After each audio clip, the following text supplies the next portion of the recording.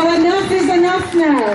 For evil to succeed, it is enough for men and women to do nothing. And even if we are 1% of the population, you are the leaders. Enough is enough now. So very quickly, how did we know this was wrong? So in SARS-CoV-2, or SARS, the original SARS, the WHO website, if you look at it, it says there's a mortality rate of 10% for SARS 17 years ago. Anyone would think of 100 people, 10 people might die, right? 10% mortality rate. But the magic trick, how it worked, they did the exact same thing SARS-CoV-2. They just tested 8,000 people in the whole world, and 774 of them were positive. And 17 years later, they said the mortality rate is 10%. But as Nobel Prize winner Michael Levitt said, you have to compare the people who die with all of the population of the world, because everybody gets these viruses. Okay, very simply, so that every prime minister, if they get elected and they're going to do these lockdowns which cause huge harm, they just have to look at the pandemic declaration, all of you can search from it, the 11th of March 2020, how many people died. But back in SARS, the chance of dying was 774 people out of a population of 700 million people. 7 billion people, sorry, 7,000 million people. So your chance of dying was 1 in 8 million. But still the World Health Organization called it a mortality rate of 10%. And that's how the magic trick works. It's very simple. So in Ireland, sadly, 1 person died back in 2003 from SARS. And that's how the pandemic scam works, okay? They have huge fears for these viruses. They select a small number of people, determine a relatively large proportion. So in March, they were saying the mortality rate for SARS-2 was 6% or 3% to scare everybody. But when they announced the pandemic, every year about 500,000 people die in the world. And so what every Prime Minister, so Leo Varadkar and Boris Johnson, should have asked them, you want to lock down the world, you want to declare a pandemic? How many people have died?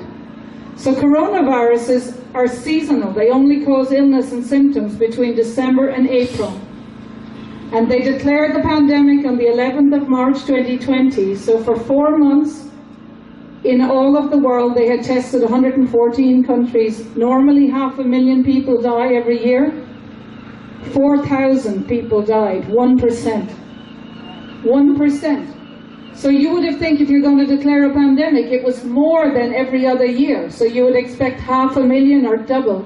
But it was a fraction within the margin of error. So the very fundamental question is, from day one, there was no need to declare a pandemic.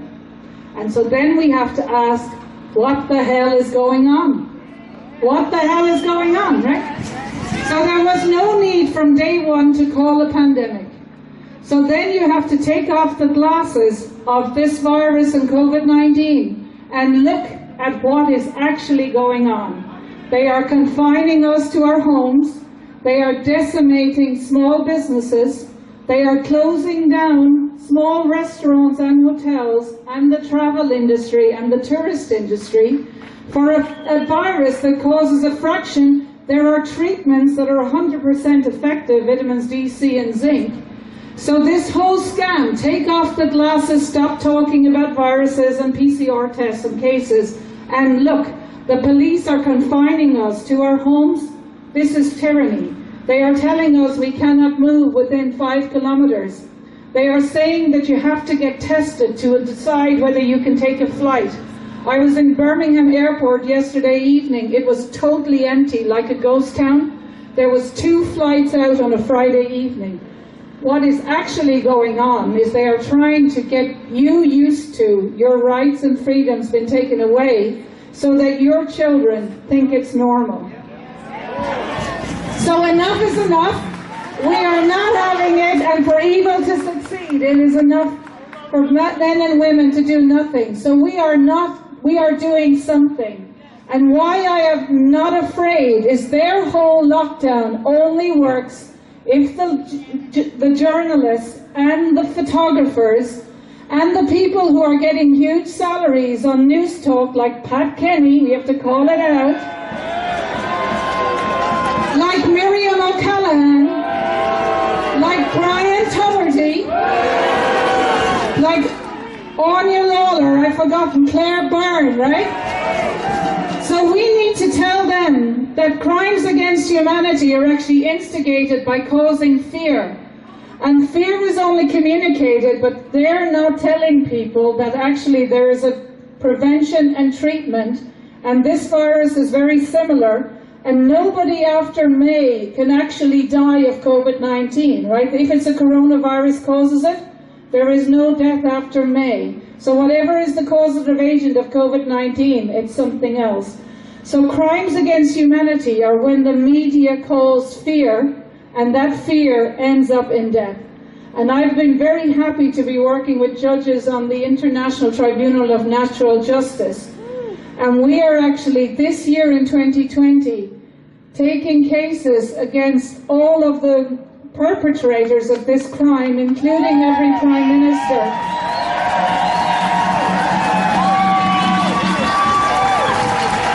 And scientists, and it is a great honor for me to be nominated as one of the judges in this Crimes Against Humanity that will happen in the Senate.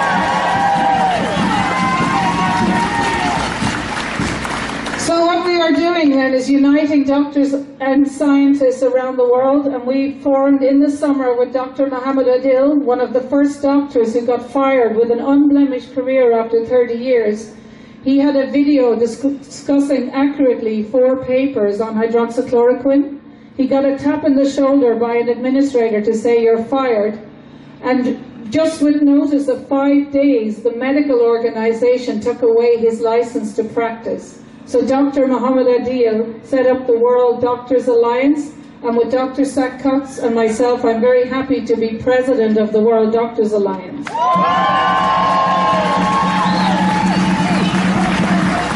So we have, there are thousands of Doctors for Truth organization around the world. And because this is really an issue, every doctor that does not give you a cert to say you are exempt if you have the conditions, they are part of the problem, right? For evil to succeed, it is enough for doctors to not give you a medical exemption, okay? They are individually part of the problem. So of course these doctors know that what's going on is wrong, and they are on the right side of history. It might be that we get death threats and that our families are threatened or that we have no income, but eventually these doctors are standing up. So part of the next solution is that we founded now the World Freedom Alliance, and with Dr. Heiko Schöning in Germany, we have to shout out, and Monica Hellebrott in Sweden is chair, Heiko is vice chair. We have 45 countries around the world, and I'm again president, very honored to be elected president of the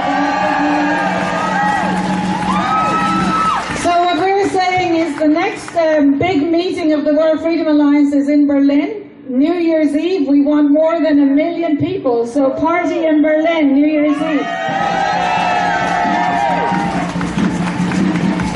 So just to give you an example of the mass case, okay, in the World Freedom Alliance we have a pillar for banking and economics, and that's led by Mads Pavik, a former investment banker from Denmark. And actually with pots and pans, Mats in Copenhagen and Denmark got the parliament, they stayed with pots and pans, so peaceful civil disobedience, that all of the members of parliament did not put through a mandatory vaccination law a week ago. So fair play to Mats. So that is an example of peaceful civil disobedience. So if you have pots and pans, we could maybe, visit people like those on the science advisory committees or various ministers. I'm not advocating violence, but enough is enough. Enough is enough. And I am calling out NEFIT. They are NEFIT. That wherever they meet, you can go there with pots and pans and just let them hear that for evil to succeed, it is enough for the NEFIT committee to not speak the truth. Everybody knows there is prevention and treatment for this disease. The main question is, why are they not making it available? Why are the media not making it available? So then, just to say, the World Freedom Alliance, we have small precedent court cases. As you know, maybe you may know, in Madrid, the lockdown was deemed unconstitutional, so there is no lockdown measures because it's infringed on fundamental freedoms. Madrid is a freedom city, which is great. Portugal, they have deemed the PCR testing not to be a reflection of an infectious disease. So all of this legislation is based on the public health emergency PCR test. The PCR test do not test infection. So Portugal has said no more PCR testing. So we are winning. But in Germany, this was done by solidfacts.org and Manuel Düring. Under health and safety, if the biggest crime is that the elderly are in the old folks' home, but that teenagers are required to wear masks in school, it is shocking. It is a crime against that generation. So Manuel Düring took a precedence case that if there is health and safety law for masks, that after 2 hours you should be told, and he proved that masks cause permanent brain damage. So if you're a parent and your children are in school, after 2 hours, so if they are required to wear them for 40 hours, you are causing your children significant harm. And he did a court case that just is applicable in Düsseldorf, but because we won that case, it has implications for every teacher and every principal and every employer across the world and in Ireland. That we won that court case, and we used a PR campaign, and the statement that was 2 pages got 13 million downloads in 6 hours and 1,100 million views in 5 days.